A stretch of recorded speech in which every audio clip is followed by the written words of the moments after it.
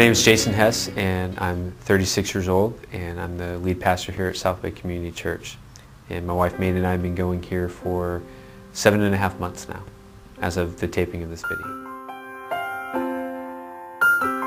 I was born in Shreveport, Louisiana, and we moved here when I was 2, and thank God, because Shreveport is, well, never mind. But we moved here when I was 2. My parents split up when I was 7 years old, and right before they did, we were living in the Woodlands, Texas. And so grew up in church. I was born on a Tuesday, was actually in church the very next Sunday. Well, my parents' divorce happened right after a VBS where they had these huge things of craft paper, and they'd lay them on the floor, and you would lay on the floor and they'd trace you. And then they'd point to different body parts, like, oh, that's my eyes, and that's my nose, and she pointed at, that's my heart, and she's like, well, does Jesus live in your heart? Well, I'm 6 years old, I'm going, no. And she's, well, you know, and that's when she talked about sin and my need for a Savior. So during that time, I actually received Christ. I wasn't sure what all that meant, but I realized that I was going to hell, and I didn't want to go there. Then after my parents' divorce, things got pretty rocky. I moved in with my mom, my stepdad for a couple years, then moved in with my dad a few years later. Started going to a Bible church, which I never heard of, a Bible church. We were raised Baptist, and so the thought of going to a Bible church was just really odd, because like, aren't all churches Bible churches? And walking into that church the first Sunday, it was a little weird because we didn't sing out of the hymnal. And then they had basketball goals on either side, so they called it the gymnatorium, and I just didn't know what that was all about. And so I was kind of like your typical, you know, we called them ticks, the typically irreverent church kid, just kind of growing up. And when I was 17, though, I went to Panama City, Florida, in a youth camp. And the last night, I don't remember what the scripture verse was. I don't remember what the examples he used. All I remember is that night I was confronted with the fact that my life was about saying one thing but really living another way, and I was convicted of that. So I really repented of my sin, and so you know, some people ask, when did you get saved, 6 or 17? All I know is that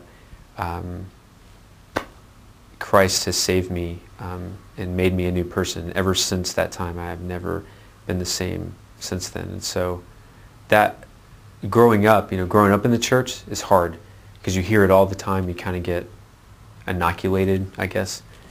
But after that moment, I've never, ever been the same since then. Life today is pretty crazy. If you were to ask me a year and a half ago, hey, you're going to be the senior pastor of a church, I would have thought you were on crack. We may not want to say that one. If you would have asked me a year ago, I would have thought you were crazy. But you know, now every day, it's a humbling thing. It keeps me very grounded as far as praying and asking God for wisdom, because I realize more and more every day how much I really don't know, and it's been a great way for me to stay close and maintain a close walk with Christ. And not every day is perfect. I don't believe that every day with Jesus is sweeter than the day before. There's a song out there that says that, and we'll never sing that here, I promise. But I can say this, that through all the highs and the lows, that God has met me there at every turn, and He is always teaching me, and He's always grooming me and shaping me, and we call that sanctification. And so I can honestly say that God has been doing that, so it's been good. We had known about Southway for years because Fellowship, where I used to be on staff at, and Southway are kind of like cousin churches. We share some of the same missionary support, and I come over here and preach every once in a while. And you know, and basically it was fun because I got to say whatever I wanted, and then I just left. So they had to clean up whatever mess I made, you know, from the pulpit.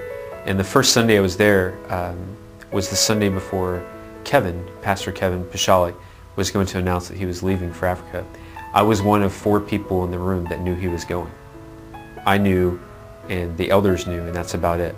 And so people are walking up and they're like, hey, Kevin's out of town. I'm like, yeah, because he's about to tell you guys he's out of here. And I didn't want to ruin that, but he asked me to come and preach, and I did. And, right before I left, one of the elders came up and said, "Hey, I'd like to talk to you." And I was kind of scared of him because he knew a lot about theology. And I was thinking, did I say something wrong in my message or something? And he brought me back to what was then the library and the copy room, which is where I thought they would kill all guest speakers if they said something wrong. And I'm like ready for him to say something, and he goes, "Hey, this is a pretty good talk." And I was like, "Thanks." And he goes, "You ever thought about being a senior pastor?" And I actually asked him if he ever thought about taking prescription medication, and he kind of went, "No, really," just like that. And I was just like, "Oh, wow," and said no. And anyway, over the next couple of years, this God started changing my heart, and it was a long, long process. And then finally, December 7th, 2008, it was a day that will live in infamy for two reasons now. Not just Pearl Harbor, but for the day that Southway lost their minds, and 54 people voted to ask me to be their lead pastor. So that's how we got here. And it's been a wild ride. I'm looking forward to the next part of it.